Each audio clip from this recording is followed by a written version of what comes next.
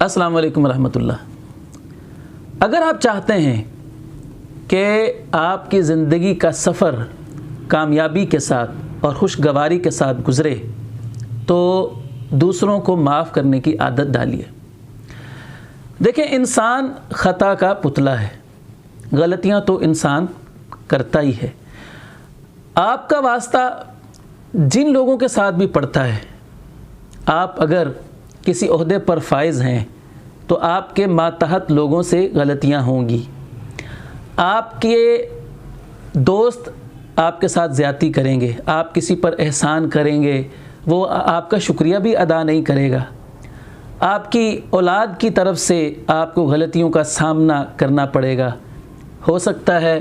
کہ اگر ایک شادی شدہ ہے تو اس کی بیوی اس کے ساتھ ویسا سلوک نہ کرے جس کا یہ خود کو حقدار سمجھتا ہے۔ اگر ایک مالک ہے کسی ادارے کا، کسی کمپنی کا،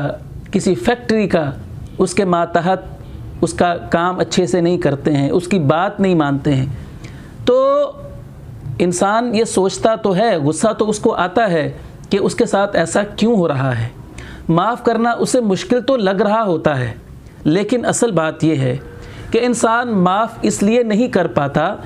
کہ معاف کرنا اسے لگ رہا ہوتا ہے کہ اگر میں معاف کروں گا تو میری انا کی تسکین نہیں ہوگی، میری انا کو ٹھیس پہنچے گا، اس لیے معاف کرنا انسان کو مشکل لگ رہا ہوتا ہے۔ سچی بات یہ ہے کہ معاف کرنے سے انسان چھوٹا نہیں ہوتا، انسان کی عزت میں کمی نہیں آتی، بلکہ معاف کرنے سے انسان بڑا بنتا ہے، معاف کرنے سے اس کی عزت میں اضافہ ہوتا ہے۔ اللہ کے رسول صلی اللہ علیہ وسلم نے فرمایا کہ ما زاد اللہ عبدا بعفو الا عزا، کہ بندہ معاف کرتا ہے جب تو اس کی عزت میں اضافہ ہی ہوتا ہے، کمی نہیں ہوتی۔ غلطیاں دوسروں کی طرف سے کتنی ہی کیوں نہ ہوں، اگر انسان ان کو معاف کرنے کی عادت ڈال لے تو انسان خوشگوار زندگی گزار سکتا ہے، اپنی زندگی کا سفر کامیابی کے ساتھ طے کر سکتا ہے۔ اور اگر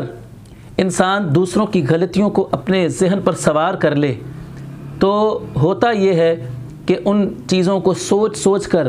کہ اس نے میرے ساتھ ایسا کر دیا، اس نے میری حق تلفی کر دی، اس نے مجھے برا بھلا کہہ دیا، اس نے مجھے لوگوں کے سامنے ذلیل کر دیا، انسان ان باتوں کو سوچ سوچ کر دل ہی دل میں کڑتا رہتا ہے، جلتا رہتا ہے، اور بالآخر وہ ڈپریشن کا مریض بن جاتا ہے۔ تو معاف کرنے سے انسان کا ذہن مطمئن ہو جاتا ہے، پریشانیوں سے اس کو چھٹکارا مل جاتا ہے اور انسان خوشگوار زندگی گزارتا ہے۔ اللہ کے رسول صلی اللہ علیہ وسلم سے ایک صحابی نے پوچھا تھا کہ اللہ کے رسول، میں اپنے غلام کو کتنی بار معاف کروں؟ تو آپ نے فرمایا کہ تم اس کو ایک دن میں 70 بار معاف کرو، اگر وہ 70 بار غلطی کرتا ہے تو تم 70 بار اس کو معاف کرو۔ تو اللہ کے رسول صلی اللہ علیہ وسلم نے ہمیں یہ تعلیم دی ہے کہ ہم دوسروں کو بار بار معاف کرنے کی عادت ڈالیں، نظر انداز کرنے کی عادت ڈالیں، ہر کسی کی بات کو لے کر نہ بیٹھ جائیں۔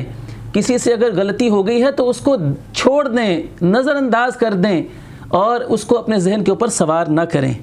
اس کا ایک فائدہ یہ ہوگا دوسروں کو معاف کرنے سے کہ اللہ تعالی ہمیں بھی معاف فرمائے گا۔ دیکھیں، ہم میں سے ہر شخص کتنا ہی خواہ نیک کیوں نہ ہو، آخر اس سے غلطیاں تو ہو ہی جاتی ہیں۔ اللہ تعالیٰ کے حقوق میں وہ کوتاہی کر بیٹھتا ہے اور حقوق العباد کے اندر وہ کوتاہی کر بیٹھتا ہے جس پر اللہ تعالیٰ کی طرف سے اس کا مواخذہ ہو سکتا ہے، لیکن بندہ اللہ تعالیٰ سے ہمیشہ معافی کا طلبگار ہوتا ہے۔ تو اگر وہ چاہتا ہے کہ اللہ تعالیٰ اس کو معاف کر دے، اور ہر شخص اللہ تعالیٰ سے معافی کا طلبگار ہوتا ہے، ہمیشہ ہم اللہ تعالیٰ سے دعا کرتے رہتے ہیں کہ اللہ تعالیٰ ہمارے گناہوں کو معاف کر دے۔ تو اگر ہم چاہتے ہیں کہ اللہ تعالیٰ ہمیں معاف کر دے تو اس کا ایک طریقہ یہ ہے کہ ہم اللہ کے بندوں کو معاف کرنے کی عادت ڈالیں۔ جب ہم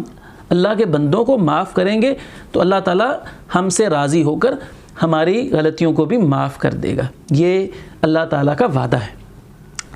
حضرات انبیاء کرام علیہم السلام، جن کی سیرت ہمارے لیے اسوہ اور نمونہ ہے، اس میں ایک بڑی خوبصورت مثال قرآن مجید میں حضرت یوسف علیہ السلام کے واقعے کی صورت میں ہمارے سامنے موجود ہے۔ بھائیوں نے یوسف علیہ السلام کے ساتھ کتنی بڑی زیادتی کی کہ ان کی جان لینے کا پروگرام بنا لیا، آخر ان کو کنویں میں پھینک کر آ گئے اپنی طرف سے، تو وہ انہوں نے مار دیا یوسف علیہ السلام کو، وہ تو اللہ تعالیٰ نے ان کی حفاظت فرمائی اور ان کو بادشاہت کے تخت پر پہنچا دیا۔ اب جب بھائی یوسف علیہ السلام کے سامنے ہیں، یوسف علیہ السلام تخت پر براجمان ہیں، بھائی سامنے آتے ہیں، یوسف علیہ السلام چاہتے تو اپنے بھائیوں سے بدلہ لے سکتے تھے، ان کو سزا دے سکتے تھے، ان کے پاس عہدہ تھا، بادشاہت تھی، لیکن انہوں نے یہ اعلان فرمایا اور اللہ تعالیٰ کو وہ الفاظ یوسف علیہ السلام کے اتنے پیارے لگے کہ اللہ تعالیٰ نے قرآن بنا کر نازل فرما دیا کہ لا تثریب علیکم اليوم، کہ آج تمہارے اوپر کوئی گرفت نہیں ہے، کوئی میں پکڑ نہیں تمہاری کر رہا ہوں، میں تمہیں معاف کر رہا ہوں۔ اور پھر ہمارے پیارے نبی محمد الرسول اللہ صلی اللہ علیہ وسلم کی سیرت کو جب ہم دیکھتے ہیں تو آپ علیہ الصلاۃ والسلام بھی عفو درگزر کا پیکر تھے۔ لوگوں نے آپ علیہ الصلاۃ والسلام کو جادوگر کہا، آپ کو دیوانہ کہا، آپ کو پتھر آپ پر برسائے گئے، لیکن آپ علیہ الصلاۃ والسلام نے ہمیشہ لوگوں کو اللہ کی خاطر معاف کر دیا۔ ہجرت سے پہلے مکے والوں نے آپ علیہ السلام کے ساتھ جو زیادتیاں کی تھیں وہ بھی تاریخ کے اوراق میں موجود ہیں، لیکن آپ علیہ الصلاۃ والسلام جب مکہ مکرمہ میں فاتحانہ حیثیت سے داخل ہوئے، مکہ فتح ہوا، آپ علیہ السلام چاہتے تو ان مکے والوں سے گن گن کر بدلہ لے سکتے تھے، لیکن آپ علیہ الصلاۃ والسلام نے اللہ کی خاطر ان سب کو معاف کر دیا۔ تو یہ ہمارے لیے سیرت نبوی کا پیغام ہے کہ ہمارے نبی صلی اللہ علیہ وسلم ہمارے لیے اسوہ چھوڑ کر گئے ہیں کہ ہم لوگوں کو معاف کرنے کی عادت ڈالیں۔ معاف کرنے سے نہ صرف یہ کہ اللہ تعالیٰ راضی ہو کر ہمیں معاف فرمائے گا، بلکہ ہم اپنی زندگی بڑے اچھے سے گزار سکیں گے۔ آپ سوچیں ذرا کہ اگر ہم اپنی زندگی سے ان باتوں کو نکال دیں نا، جو ہم اپنے ذہن پر سوار کر کے بیٹھے ہوئے ہوتے ہیں کہ فلاں نے میرے ساتھ یہ کر دیا، اس نے میرے ساتھ یہ کر دیا، اس نے ایسا کر دیا، اس نے ویسا کر دیا، ہم دوسرے لوگوں کی باتوں کو لے کر اور پریشان ہوتے رہتے ہیں اور ڈپریشن کے مریض بن جاتے ہیں۔ اگر ہم ذہنی بیماریوں سے بچنا چاہتے ہیں تو لوگوں کی باتوں کو نظر انداز کرنے کی عادت ڈالنی چاہیے، لوگوں کو معاف کرنے کی عادت ڈالنی چاہیے۔ اس سے نہ صرف ہم خوشگوار زندگی گزار سکیں گے بلکہ لوگوں کی نظروں میں ہم معزز بن جائیں گے، بڑے بن جائیں گے لوگوں کی نظروں میں، اور اللہ رب العزت کے بھی ہم محبوب بن جائیں گے۔